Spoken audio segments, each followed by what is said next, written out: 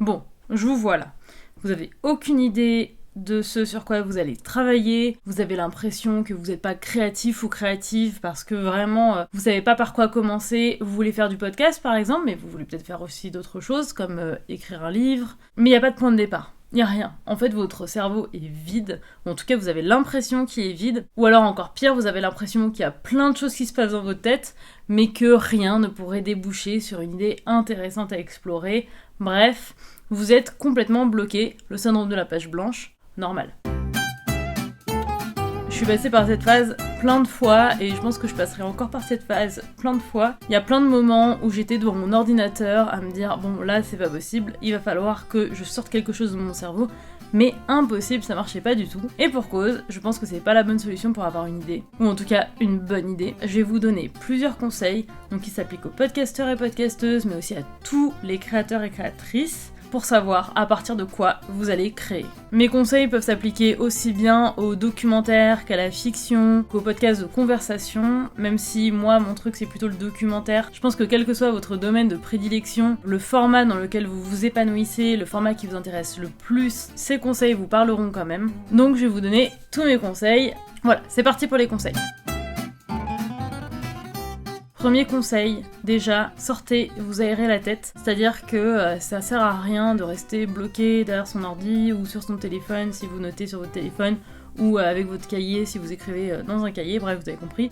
C'est pas la peine de rester derrière un bureau, il faut vraiment sortir. C'est le seul moyen de littéralement vous aérer le cerveau, de laisser libre cours, mais sans stress, à vos pensées, à votre imagination, juste de flâner en fait en regardant dans les rues. Peut-être qu'à partir de là, vous aurez l'inspiration, juste en voyant des choses autour de vous qui vous étonnent, que vous n'avez pas remarqué avant, qui vous intriguent, des choses qui vous sont peut-être très familières, mais sur lesquelles vous étiez jamais trop posé de questions avant. Bref, un lieu, des gens que vous croisez, tout ça, ça peut être un point de départ pour une idée. Et donc, première chose, si vous pouvez, sortez, vraiment ça vous fera du bien. Deuxième conseil, voyez vos amis. Je pense que c'est vraiment super facile quand on n'a pas d'inspiration de s'auto-flageller et de se dire oh ben de toute façon il faut que je trouve une idée, il faut que je travaille et donc c'est pas le moment de sortir voir mes amis, c'est pas le moment d'aller boire un verre. Or c'est quelque chose qui peut vous faire énormément de bien parce que déjà ça va vous permettre de déstresser et c'est peut-être en déstressant que les idées vont venir. Ensuite, le fait de parler à un ou une amie, ça peut vous donner des idées, c'est-à-dire que des conversations avec eux ou elles, oh c'est chiant en fait. Bon, on oublie la féminisation, bref. C'est-à-dire que des conversations que vous avez avec vos amis peuvent naître des sujets de podcast, des sujets de livres, de n'importe quoi en fait. Qu'on fasse de la fiction ou qu'on travaille sur le réel, je pense que la plupart de nos idées ont quand même une origine dans le réel. Et même si on parle de science-fiction, même si on parle de plein de choses qui n'ont rien à voir avec notre réalité quotidienne, il y a plein de choses en fait qui nous viennent de notre quotidien tout simplement. En plus, si vous voyez vos amis, vous allez peut-être rencontrer de nouvelles personnes et en fait avoir des conversations avec des personnes que vous ne connaissiez pas, c'est quelque chose qui peut être très précieux en tant que créateur. Première chose, écoutez, posez des questions, vous pouvez tomber sur un métier atypique, vous pouvez rencontrer quelqu'un qui a une activité hyper particulière, hyper intéressante, ou pas du tout forcément originale, mais en tout cas qui a une vision qui est très originale. Vous pouvez tomber sur une personnalité particulièrement intéressante, quelque chose que vous avez envie de creuser.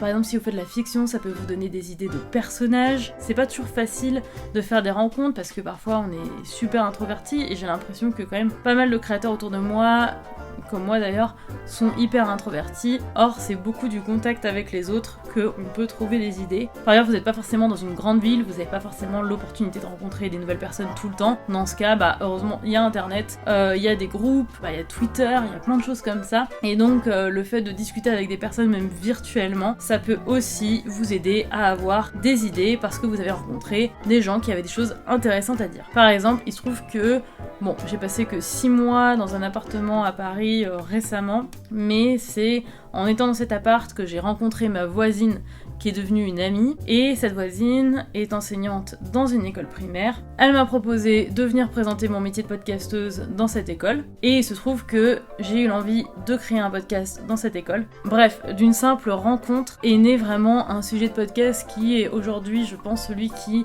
me passionne le plus de tous les projets sur lesquels j'ai travaillé depuis le début, et je pense que cette idée ne me serait pas venue derrière mon ordinateur avec un document blanc ouvert, et donc voilà, ça s'est fait vraiment au hasard des rencontres et des amitiés. Autre possibilité qui est un petit peu liée mais pas complètement, je vais vous conseiller d'écouter les conversations. Prenez le bus, prenez le métro. Alors pas forcément pour avoir des idées, mais écoutez les conversations des gens. Enfin moi personnellement, j'adore, j'ai toujours adoré écouter les conversations entre deux personnes, surtout quand c'est hyper animé, surtout quand ces deux personnes parlent d'un sujet qui les passionne, ou d'une personne qui les intrigue. Je trouve ça des moments de vie super intéressants, enfin moi je suis à fond. Je suis trop triste si jamais je dois sortir du métro avant que la conversation s'arrête, et avant que j'ai le fin mot de l'histoire, mais ce genre de choses peuvent vous donner des idées, et sans forcément s'impliquer directement dans la conversation, parce que franchement ça peut faire hyper bizarre, sauf si c'est vraiment très très à propos, mais bon courage pour aller vous incruster dans une conversation de groupe dans le métro. En tout cas en journée, peut-être tard le soir c'est possible, mais en journée c'est compliqué. Mais juste le fait de vous immerger dans un environnement avec du blabla, mais de partout, donc voilà, un café, un bus, un métro, n'importe quoi, allez-y et écoutez. Soyez attentifs à tout ce qui se passe autour de vous. Vous pouvez même enregistrer d'ailleurs, ne serait-ce que avec votre téléphone, c'est un peu creepy, mais au moins vous garderez tout ça juste pour vous. Et puis peut-être qu'en réécoutant, vous capterez des détails que vous n'aviez pas captés avant, et peut-être que là, des connexions se créeront dans votre tête et que des idées naîtront.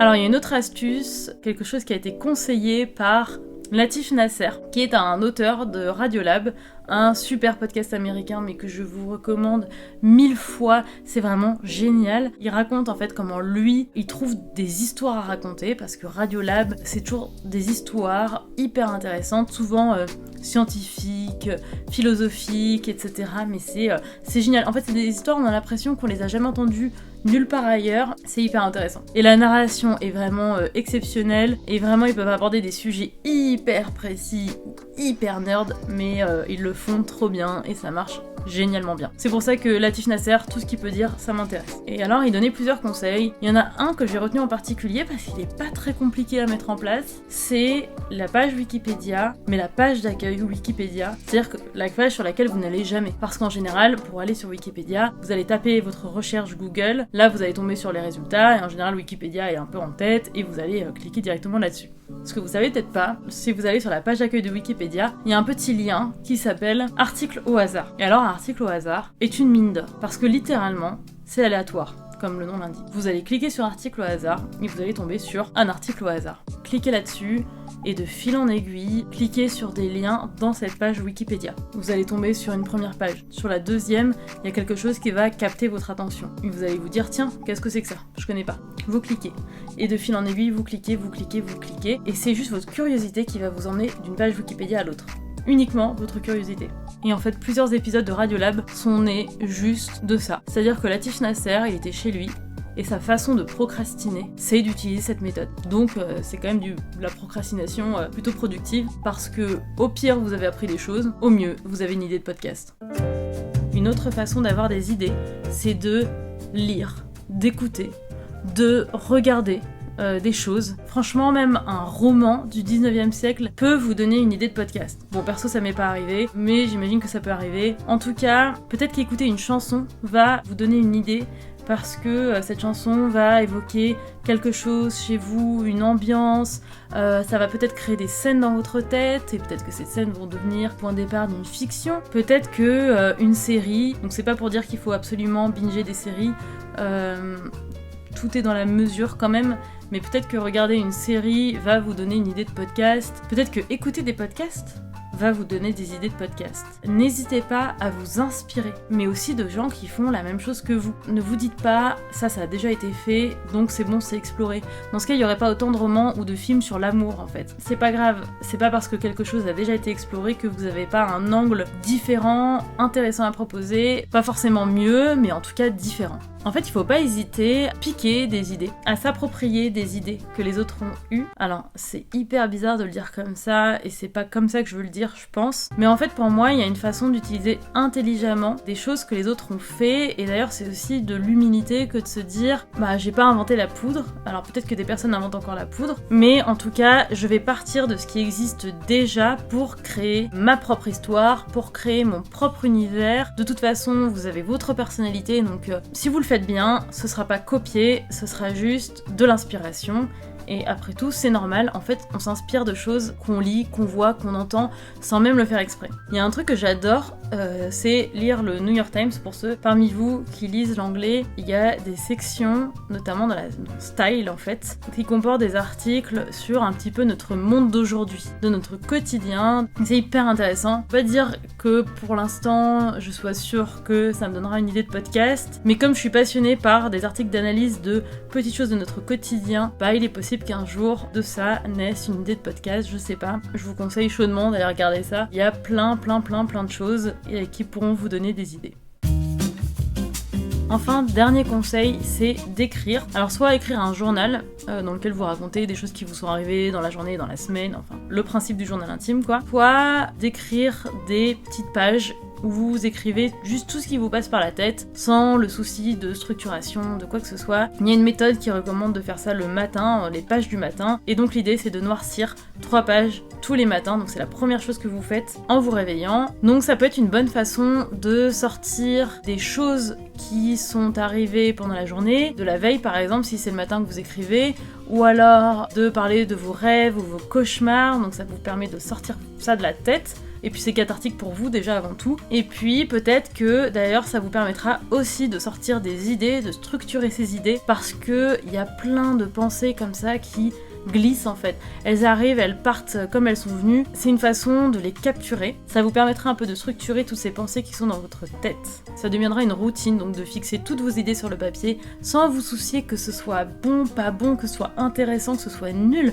En fait, peu importe ce que vous racontez dans ces pages, peut-être que de ça naîtra les prémices de quelque chose qui deviendra un podcast plus tard. Voilà, j'espère que ça vous a donné des idées justement, j'espère que ça vous a intéressé, que vous avez appris des nouvelles méthodes pour avoir des idées. Être créatif c'est compliqué parce que littéralement notre revenu dépend de nos idées, en tout cas quand c'est vraiment notre métier. Quand on se retrouve sans idées, bah en fait on va pas bouffer quoi tout simplement. Donc il y a cette pression là qui est tellement importante que ça peut nous paralyser, ça peut vous paralyser. Bon, en tout cas, sachez que c'est normal, ça arrive à tout le monde. Ne vous flagellez pas si pendant 1, 2 semaines, 3 mois même, où il n'y a rien qui vous vient. En fait, peut-être que ce temps-là, ce temps de respiration que vous accordez à votre cerveau sera utile pour la suite. Et peut-être que grâce à ça, vous allez avoir des choses qui vont germer un petit peu plus tard, un peu plus facilement, parce que vous aurez fait un petit peu ce vide dans votre tête. Si vous avez aimé cette vidéo, n'hésitez pas à vous abonner. Vraiment, n'hésitez pas, ça ferait trop